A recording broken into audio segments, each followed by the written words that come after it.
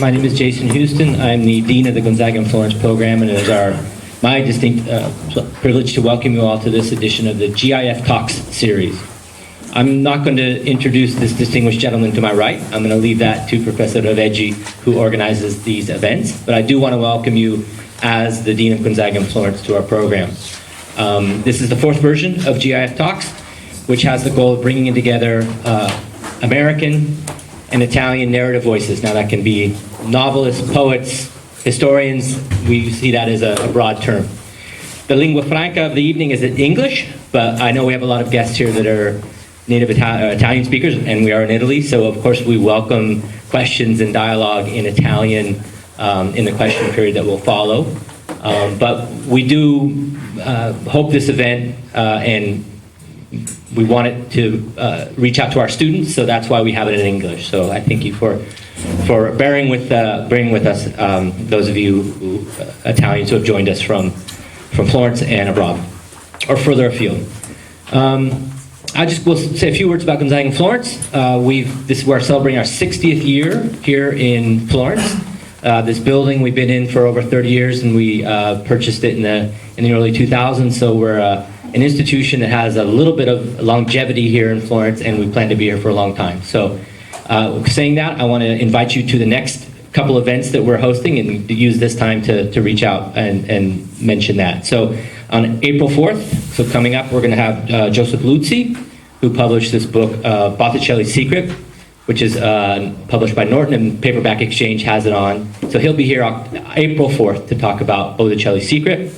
May 25th, we're going to be at the British Institute with the 5th annual Human Rights Symposium, Gonzaga University Law School in Gonzaga and Florence. And this year the theme is Climate Change and Human Rights. And then June 22nd through 24th, we'll be sponsoring a conference, Figure e istituzione della spiritualità e della cultura alle origini della Certosa di Galluzzo. People and places of spirituality, the culture at the origins of the Certosa Firenze. So that conference will be June 22nd through June 24th at the Certosa of Galluzzo.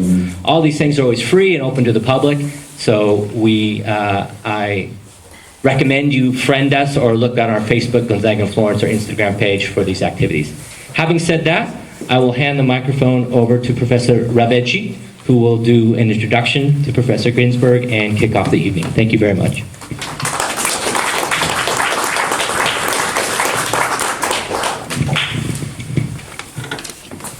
I have the task to introduce such a great scholar and such an amount of also essays that will be very difficult to make a summary. But I would like to trace a little bit of Professor Ginzburg, let's say, thinking and production with a few notes. Then I would like to thank obviously Gonzaga. This is an encounter that we consider very relevant for this idea of an in-between space between cultures, the American and the Italian one, and we have one of the protagonists not only of the Italian culture but also a renowned scholar in America and very influential.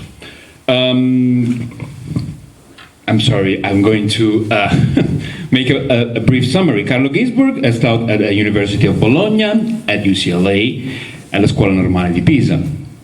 His book translated into more than 20 languages, including, I'd like to mention a few of them, The Night Battles, I Benandanti, and translated also from English to Italian to return, where the scholar Ginzburg explored the shamanistic nature of the cult of the Benandanti folk custom of the 16th and 20s and the 17th northeastern Italy through the Inquisition trial documents against them.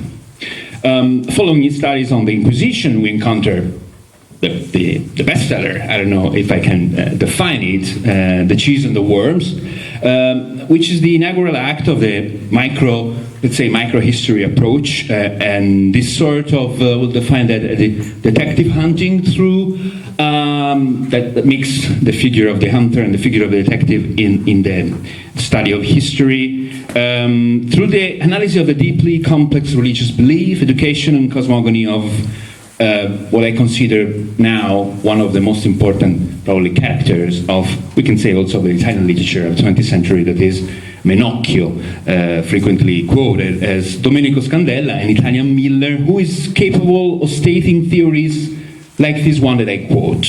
In my opinion, all was chaos, that is, earth, air, water, and fire were mixed together. And out of the bulk of mass form, just as cheese is made up of milk, and worms appeared in it, and these were the angels. The angels, the worms, the milk, the miller.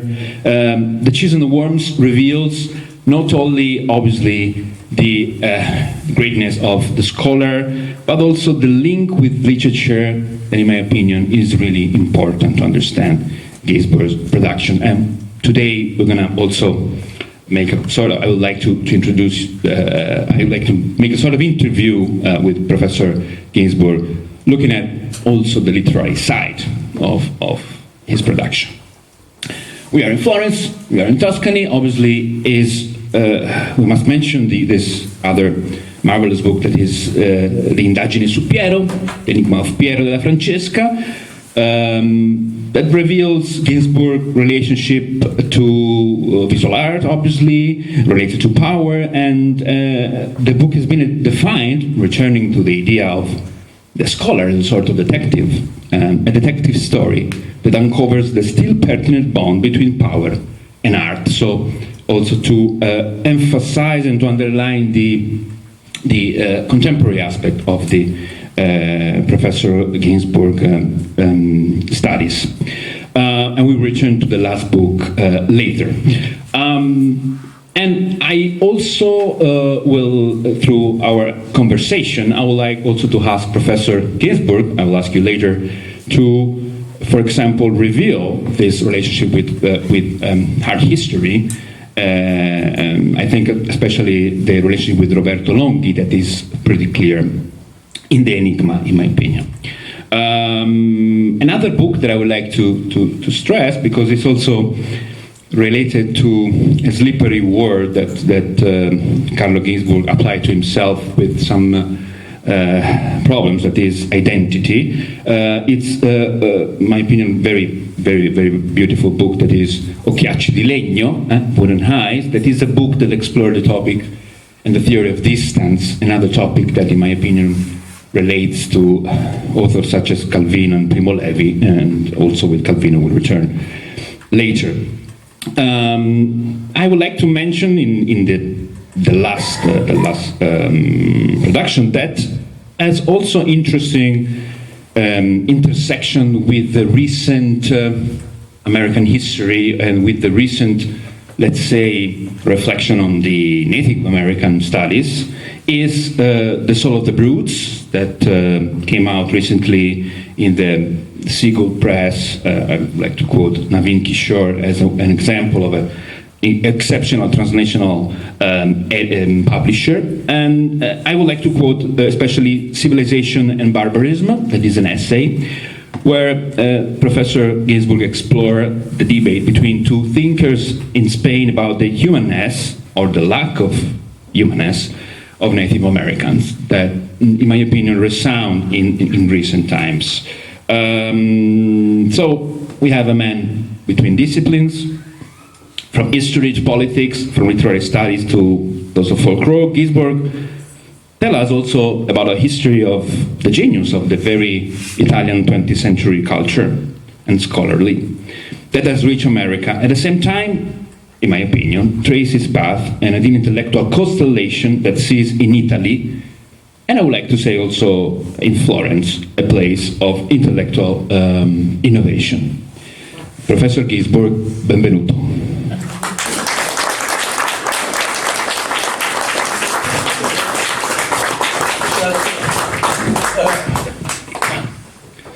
Does it work?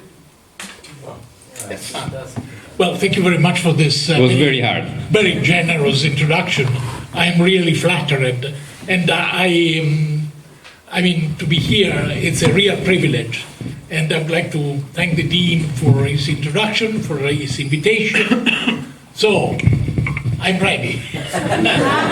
We are ready too. I would like to conduct this as an interview, a very brief interview, and after that, obviously, Professor will answer your question if you want to ask question at the end, as sort of discussion. I would like to start with a very easy and a hard question at the same time. It is your relationship with America due to our context. If you want, you can delve into your personal experience, but I would like also to ask you if you want to comment on the recent debate about, for example, American identity, or if you want to reflect on on the influence of your studies in the recent American thinking. Thank you. Well, not an easy question.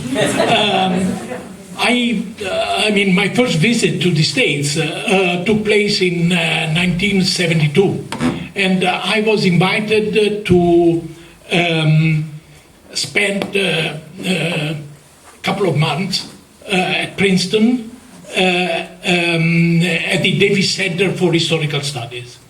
And this was a kind of intellectual and emotional shock, because the debating style in the Davis Center was something which was very different from what I was used to. Let me say that as a student, I was a fellow of the Scuola Normale, and the Scuola Normale is a very, let's say, special institution, a twin institution with the École Normale Supérieure in Paris, and seminars shaped on, well, inspired by a German model, have been very important in the Scuola Normale. And I attended some extraordinary seminars coordinated by Delio Cantimori, a great historian, and my teacher. But there was something in the Davis Center debating style which I was not used to. I tried to reflect on this, and I thought naively that this was something which was typical of the American debating style. Let me say immediately that I don't believe in national characters. But certainly there is something in, let's say the way of teaching in different countries which shapes the attitude of the students. So I thought, well, this is the American debating style. I was completely wrong, because what was so typical of the Davis Center was, let's say, debating style, was the personality of its director, meaning Lawrence Stone, a British scholar, great historian, and there was something very British, as I later understood, something close to box, something close to the noble art, a very aggressive debating style with no personal overtones. This was something which, for me, was a real turning point. And I think that this kind of debating style must be spread to students all over the world. Let me say that, I traveled a lot, and in my mind I have a kind of hierarchy.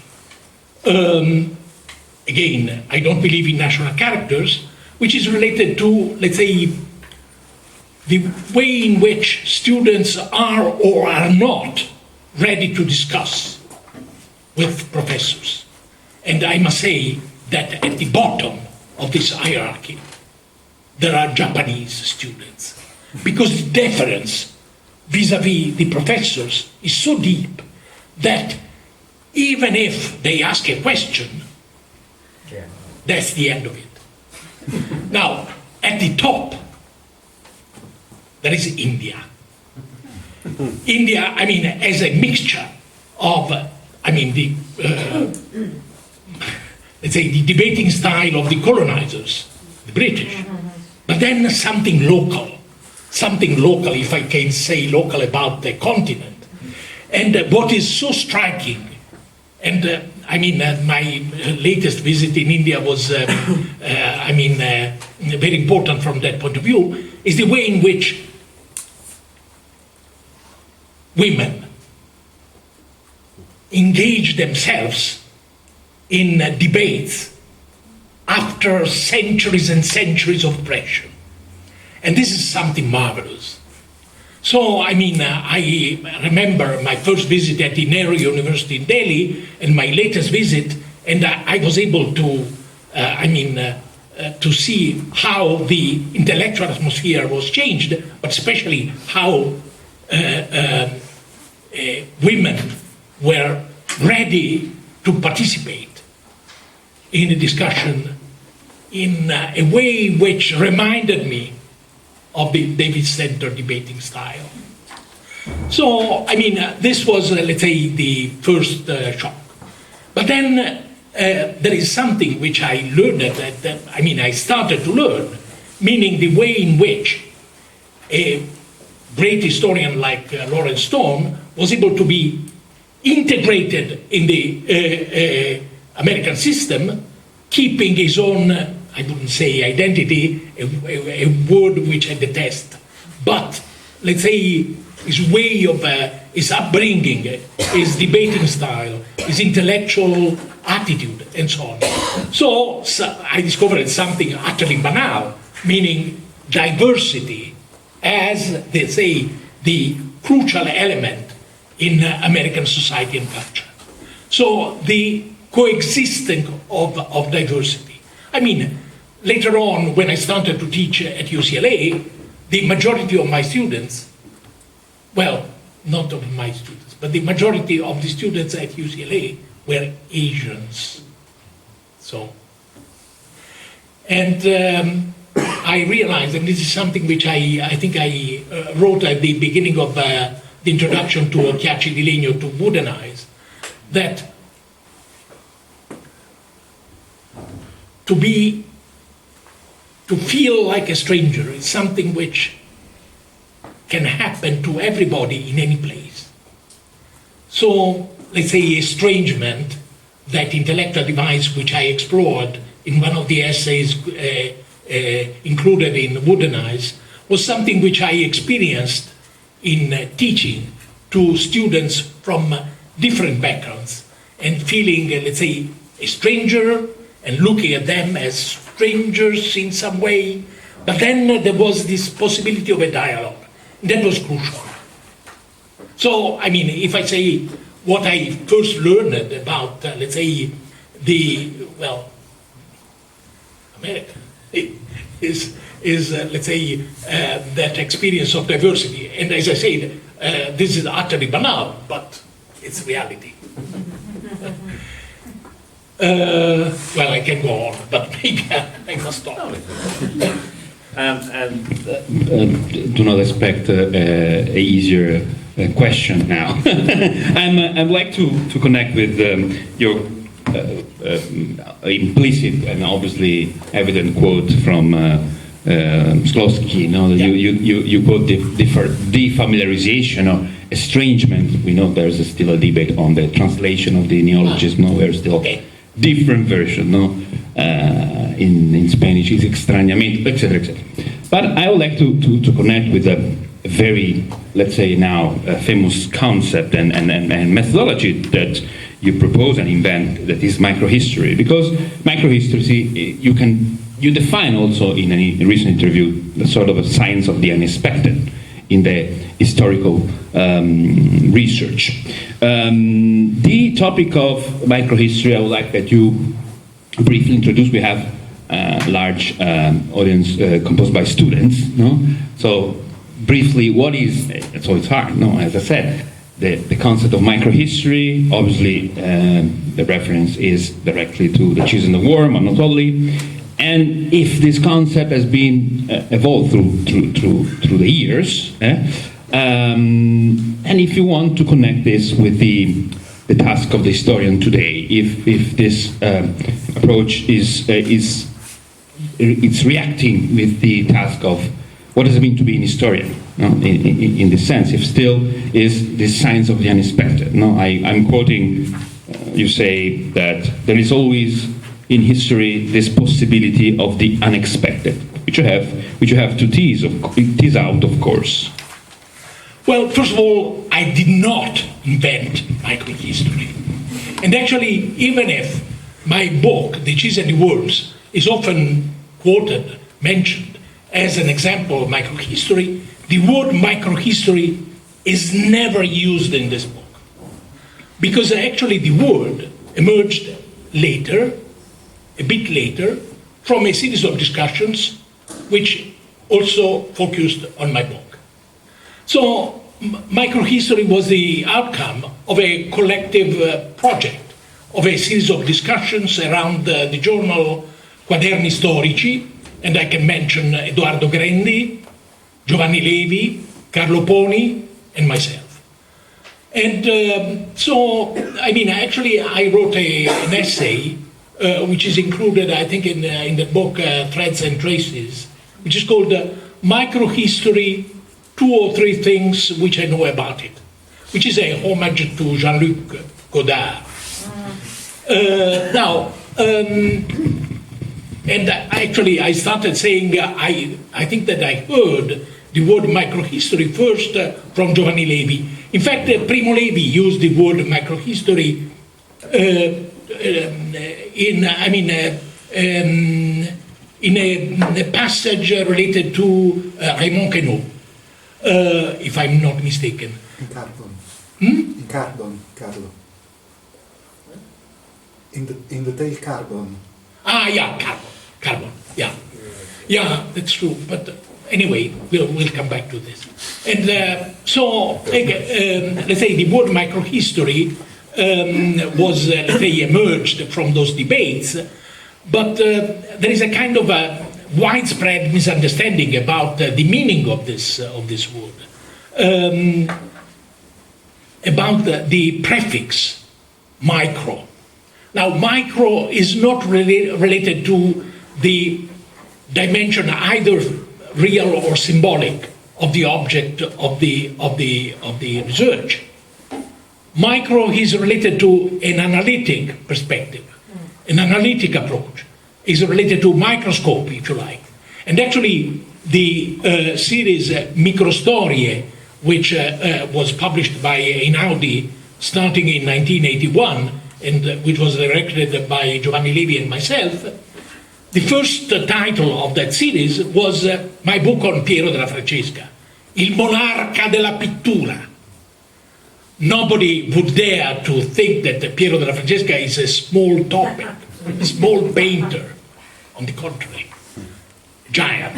But the idea of, let's say, approaching Piero della Francesca's work in a sort of analytic way, we can go back to this, that was a kind of manifesto, the idea of starting a series on microhistories with a book on Piero della Francesca.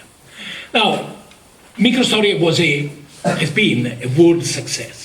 There is let's say, a network which started years ago, involving historians from all over the world, and this was directed by a historian from Iceland and another historian from Hungary. Now, I think there is a geopolitics of microhistory, meaning, for several reasons. One would say that, let's say, France is not a periphery, but according to some historiographical stereotype, both Iceland and Hungary can be. Now, the possibility of subverting this stereotype with a book on, let's say, a community of fishermen in Iceland, which can have, let's say, implications which can have an impact on historical research on a large scale, well, this is something which is one of the implications of microhistory. Now, I mean, the idea of center and periphery is, of course, conventional. Nobody would dare to, let's say, to mention Brazil as a periphery. Brazil is a world, but the way in which Brazil reacted and reworked microhistory is amazing. And so, I mean, I'm confronted with different ways of, let's say, reusing the notion of microhistory in different countries. And, I mean, COVID contributed to this, because obviously we have online debates and so on. So, I mean, I think that what is the crucial problem since some years is the relationship between microhistory and world history.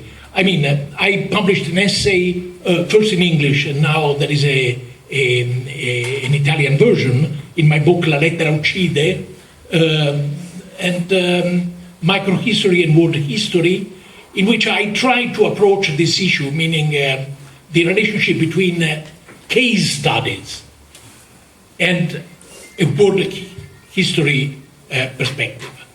I think this is a very important topic. And there are essays by Francesca and other historians. I mean, I say the case studies because, okay, I was saying that microhistory emerged from a group, from the debates within a group. Each of us went to those debates, starting from different backgrounds, different intellectual experiences, and so on. In my case, I would say my trajectory focused on case studies, on cases. Now there is a kind of additional problem, meaning the fact that in Italy, case and chance are related to the same word, caso, and so actually I worked a little bit on this, but this is a different topic, and I can go back to the idea of using chances as a strategic tool, but yeah. Thank you.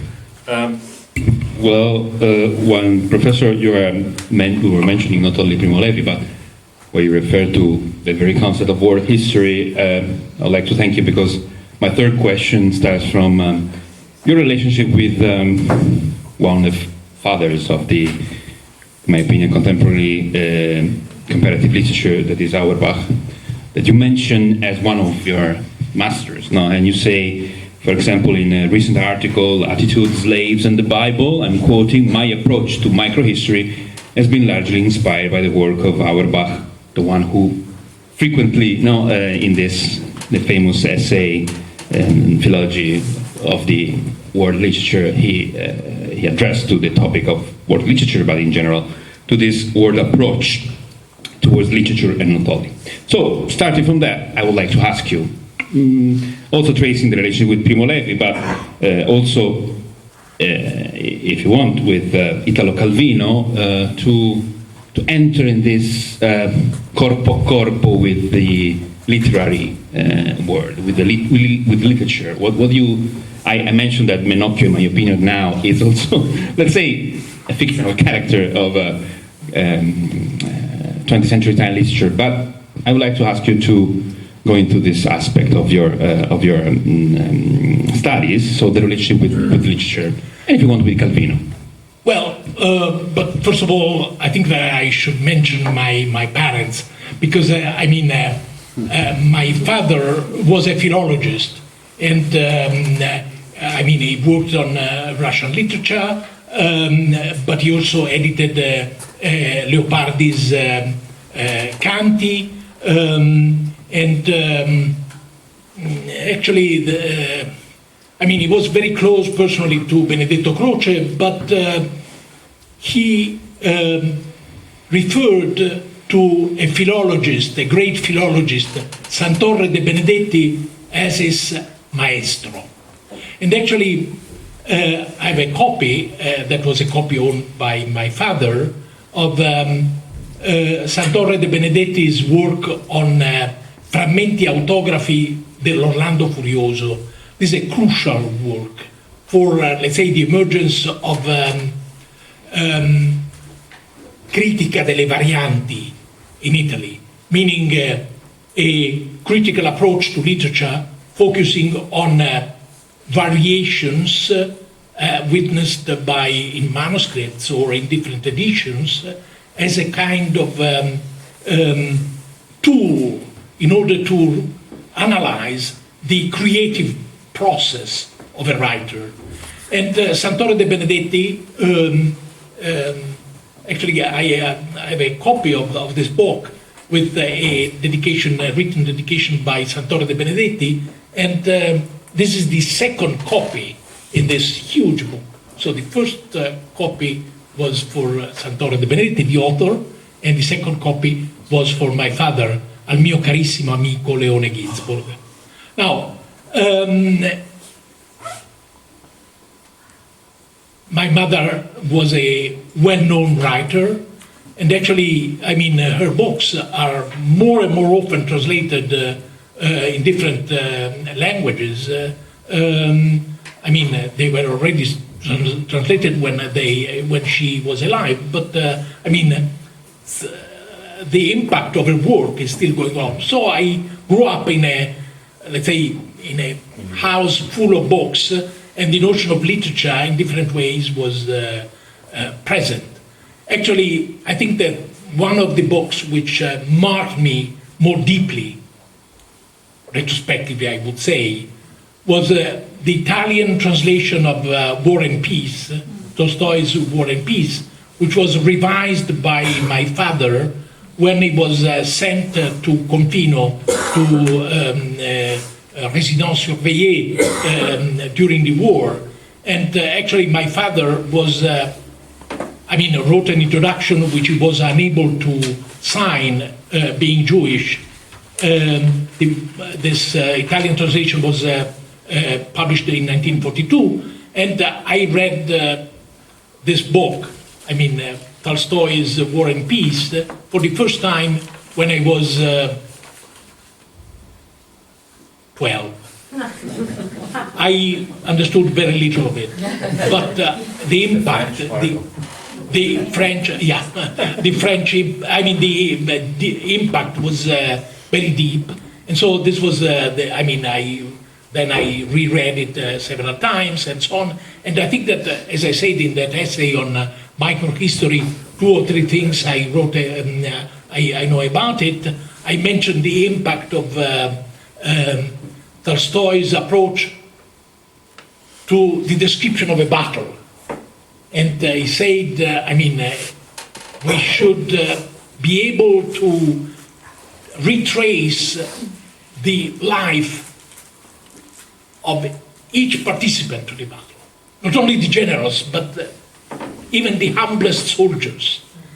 Well, retrospectively, I think that, my approach to microhistory was certainly influenced by this, among other things, including Auerbach, as I said. But this kind of deep attraction for details, this is something which marked me since the very beginning of my, I would say, not even intellectual trajectory, probably there was something which was even earlier, but in any case. So, and then I read Leo Spitzer's in translation, Auerbach in translation, and then Aby Warburg. So, Aby Warburg's motto, God is in the details, is something which marked me deeply. Now, we could say that a case is a detail. So Auerbach's approach to, let's say, great text through a page or a sentence Well, this is something which I found extraordinary. And again, I think that, let's say, a case, it's a very interesting notion, because actually I'm glad to mention cases in a university, which is a Jesuit university, because I recently wrote a book in Italian, which has been also translated into English, and the title of the Italian edition is Non di manco, and then there is a subtitle, Machiavelli, Pascal. I started my introduction from the comma and the ambiguity of the comma. Is it a conjunction or a disjunction? In any case, this is a book about cases, and Machiavelli's deep depth towards medieval casuistry, which was something which was completely unnoticed. And then, so in the English edition, nevertheless, I also added one more essay on Machiavelli and Michelangelo. But in any case, I've been working on, let's say, cases, and then on casuistry as the point of intersection of medicine, theology, law, and the idea of cases, including anomalous cases, implies norms. So, yeah. And Calvino? Skip. Good question. Good question. Now, I mean, Calvino and my mother worked, they were very close friends, and they worked together in the Einaudi publishing house, which had been co-founded by my father with Giulio Einaudi. My father spent 2 years in jail, and when in the 30s for being involved in anti-fascist conspiracy, and when he became free again, he started to make projects about series which are still alive, like Biblioteca di Cultura Storica, in which in fact I published a few books with Einaudi. So Calvino and my mother worked with Cesare Pavese and other writers in Einaudi publishing house. Later, I also became friend of Calvino, notwithstanding the age difference. And by the way, I published a little essay on Primo Levi, starting from a conversation which I saw from afar between Primo Levi and Calvino. There were, let's say, meetings organized by Giulio Einaudi in the summer in a lonely place in Val d'Aosta. And I still remember, and I started my little piece on this, seeing Primo Levi and Calvino walking in the mountain and debating, and I was unable to understand the topic of the debate until the publication of Raymond Queneau's Petite Cosmogonie Portative, translated by Calvino. And actually, the conversation between Calvino and Primo Levi was clearly about chemistry, since Primo Levi was, professionally a chemist. And actually, there is Calvino was, wrote a very warm review of Primo Levi's Se questo è un uomo, and he is also mentioned in the footnotes of Queneau's book. So, Calvino, I'm going to say something deeply banal. He was an extremely intelligent person.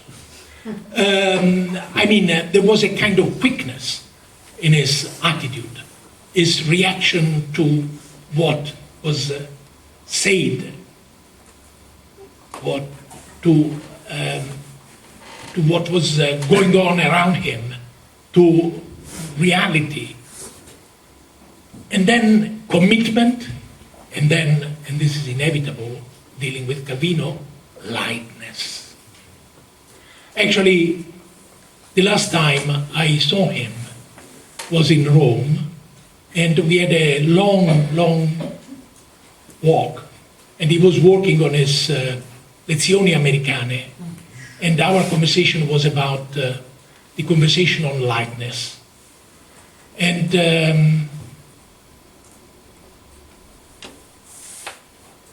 so this combination of, let's say, deep commitment, political commitment, intellectual commitment, emotional commitment, and lightness. This was quite typical of him. And I think that, let's say, reading his books, one can find this combination. If you read Le città invisibili, Invisible Cities, you can see this. And actually, I mean, years ago I read, an interview he gave to Maria Corti, I think in probably his last interview. And he mentioned a book which has been crucial for me as well, Pinocchio. And he mentioned Pinocchio's style, magro come un chiodo. And I mean, I must say, Pinocchio has been crucial for me, not only, let's say, in terms of imagination and so on, but also in terms of style. Pinocchio's style is marvelous. Is the embodiment of less is more. Mm-hmm. And this was true for Calvino as well, some years before, of course. And the idea magro come un chiodo, yes. This is Pinocchio, and I can see how Pinocchio could have been a model for Calvino from a very early age.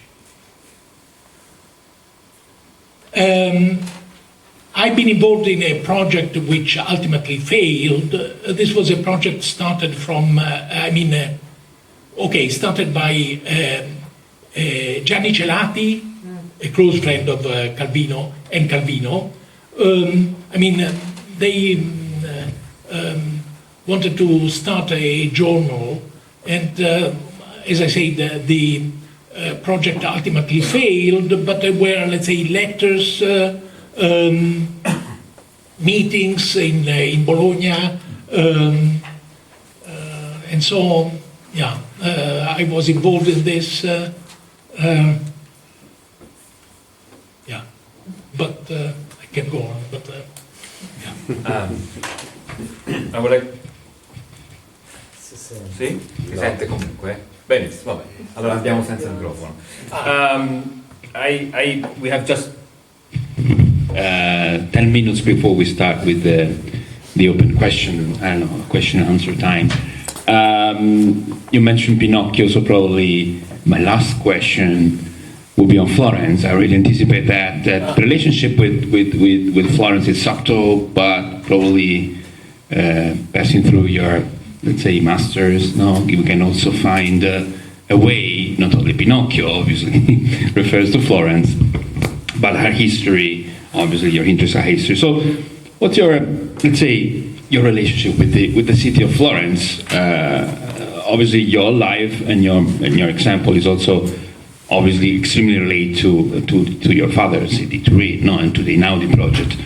And Florence has lost the center of the literature in the course of the 20th century, but still I feel that there's traces in your work of the city. Yeah, well, my father died,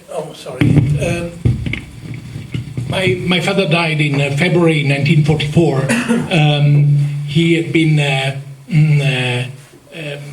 arrested in Rome. It was during the German occupation. It was the director of an underground anti-fascist journal, L'Italia Libera, and he was arrested close to the typography where the journal, the newspaper was printed.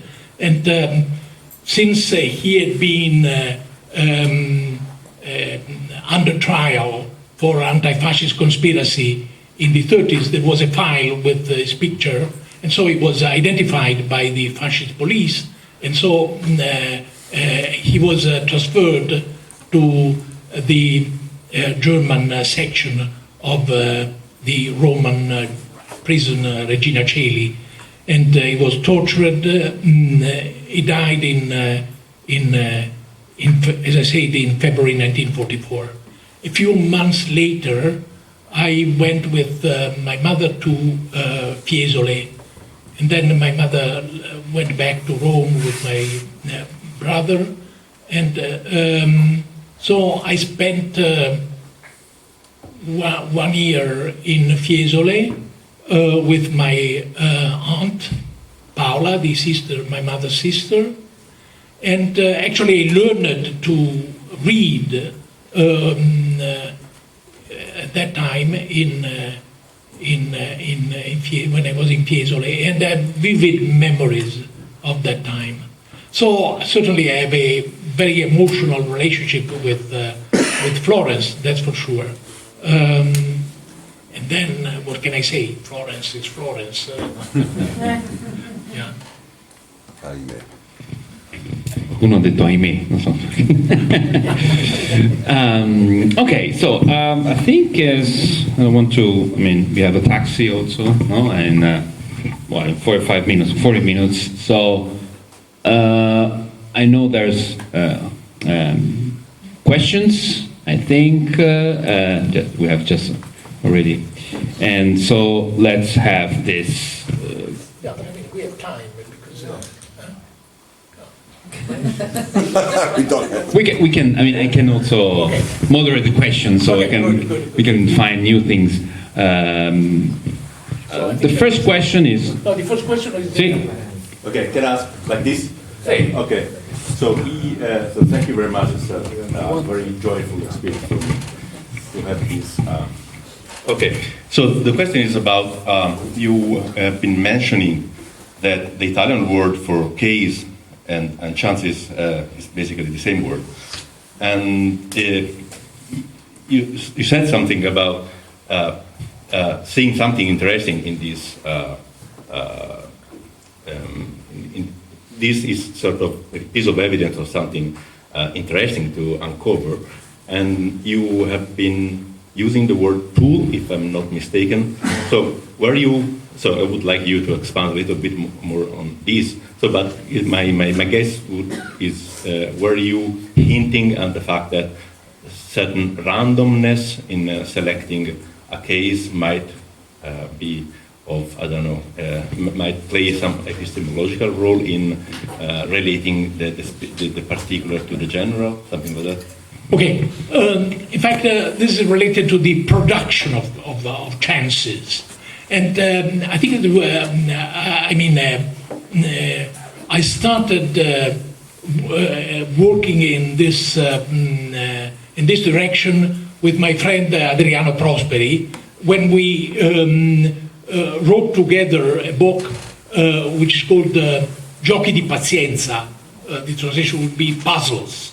It's the description of a seminar which we coordinated together in Bologna in the early 70s. And so, it was a seminar on a single text, famous text which was, let's say, destroyed by the inquisitors. Only one copy survived. A second copy has been recovered a couple of years ago. A religious text regarded as a heretical text. So the idea was, we said, this is a kind of tree, and we would like to reconstruct the forest. Let's say religious texts written in Italian in the 16th century, circulating in Italy at that time. And so we started at that time, that was before let's say, internet. So we used the card catalog of Archiginnasio, and we started looking for Marco, Giovanni, Benedetto, looking for friars who, wrote, could have been written texts of that kind. So, with the internet, this kind of technique can be much faster. Actually, I wrote a text which is called Conversations with Orion. Orion was the name of the software of UCLA at that time. And so the idea is to, let's say, not only to use internet in order to find answers to our questions, which is something which everybody does, including myself, but also in order to find unexpected questions. And so what is technically labeled noise, it's not something to be avoided, but something to be looked for. So, we can start. Actually, I remember that I played this game publicly with a group of students once, but I used to play this, very often. And so I may start with one word in a catalog or online, and then there is thousands of instances and so on, and then an interaction began between, let's say, the person who is doing research and a possible selection looking for something which can be interesting and so on and so forth. So unexpected questions which can lead to unexpected questions and ultimately to close reading, to slow reading, as Nietzsche labeled philology, the art of slow reading.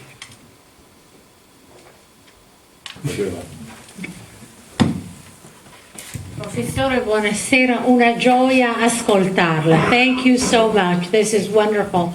I have a question. First of all, I want to thank you for sort of remapping a marvelous territory of people like Gianni Celati, your parents, Calvino, of course, Maria Corti, etc. This is brought back wonderful memories for me. But my question is actually a brutal actualization of history, if possible. I've been teaching American students for quite some years myself, and one of the issues that comes to the fore more often than not, I don't teach history, I teach film, but now when I draft my syllabi, I think twice about the movies that I show because of all of the issues for which we've become very, very sensitive today. So in between the lines of what I'm trying to say, of course, you read cancel culture and all of the issues around inclusivity. So what can we learn from your approach to history, which was very inclusive? God is in the detail. I want to tell the story of every individual little soldier, not just the war. What can we learn from your approach, from your method, so that we help this generation of students to embrace things that they tend to not want to be even dealing with? They don't want to deal with things that sound, coded in ways that they do no longer appreciate. So this is a convoluted way to say, how can I teach movies from the 60s and 70s without offending my students, notwithstanding all of the trigger warnings and so on and so forth. But for example, women in Italy at that time, so illuminate us. Well, first of all, I would say one has to stress the distance. So I think that, let's say, a sort of false familiarity is something to be avoided. So I would start stressing the distance, looking at details which suggest the distance. And then I think that, let's say, the combination of,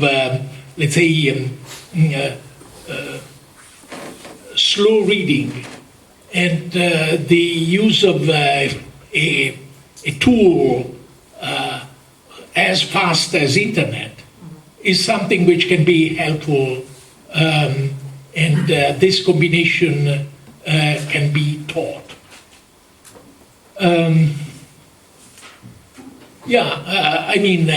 Because you say the film of the 60s, and I was thinking, film of the... Fellini, imagine to show a film of Fellini, his treatment of women.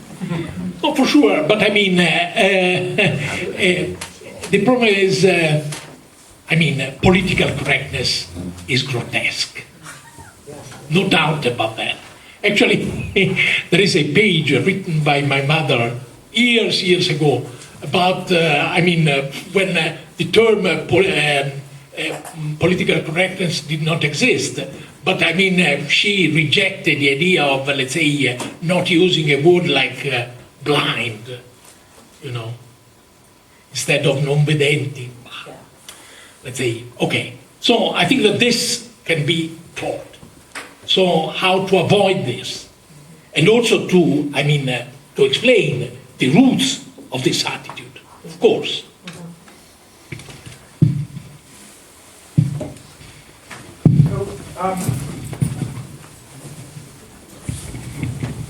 It's a great pleasure to listen to you. You wrote something about 20 years ago in The Judge and the Historian. You talked about how, although the judge and the historian have different tasks, they both have to work to separate, to disentangle the true, the false, and the fictional that make up our world. And since you wrote that, the truth seems to be under increased assault, certainly in the United States. And I'm wondering if you think that task of the historian and the judge has changed. Has it just gotten more important? Has it gotten more difficult? Thank you. Well, I think that, let's say, my attitude did not change, but certainly the context did. So, we are surrounded by fake news. Now, years ago, I was invited by some historians in Peru to participate in a conference on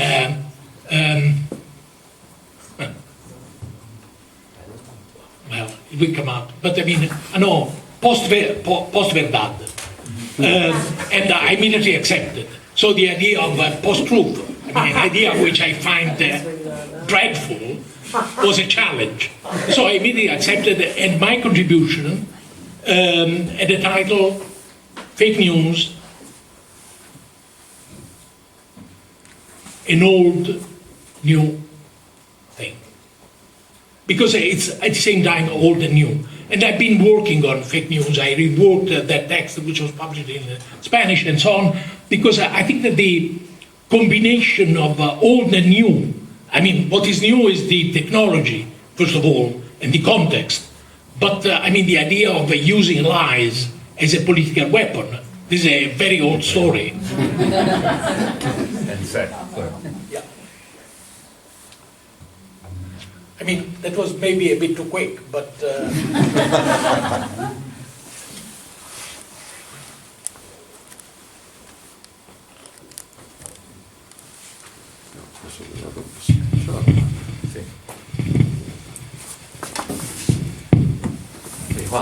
Non so dove si è finito lui. Sì, maybe I have I don't know if it is a very personal question. So I have maybe two questions like that. Since I'm a priest, and so of course I'm very interested in microhistory in relation with macro history. So, and you said God is in detail. Okay. Then, dealing with that, I would like to have a question about Ukraine, your father's origin. So, have you any special case that could give us sort of understanding of what is happening now? No. I'm speaking about your father was a scholar about Russian literature. One of the arguments of this war is the importance of the Ukrainian language that has been cancelled by the Stalin And so, not cancel, okay, in a way. So there is a sort of discussion, they say it is just a dialect of the Russian language, not the real language, and other persons say that, so maybe, I don't know if your father had any relationship with that. So, but I'm really interested in the first corner of my question, but also in the second. Well, my father was born in Odessa in 1909, but I mean, from in a Jewish family. His first language was, let's say, Russian, but also Italian because he grew up in Italy, so he was bilingual. Now, Russian, not Ukraine. No, not Ukraine. Yeah. So, I mean, I would say nothing related to my family can have implications for me vis-a-vis the war. So I looked at the war as everybody looks at it. Yeah. Thank you. Any other question? See? Yeah. Thank you for the talk. So the cheese and the worms have been your most cherished book, but I want to ask, what is your favorite work among your own work? Oh. And the work I you like the most, yes. Yeah. The next one.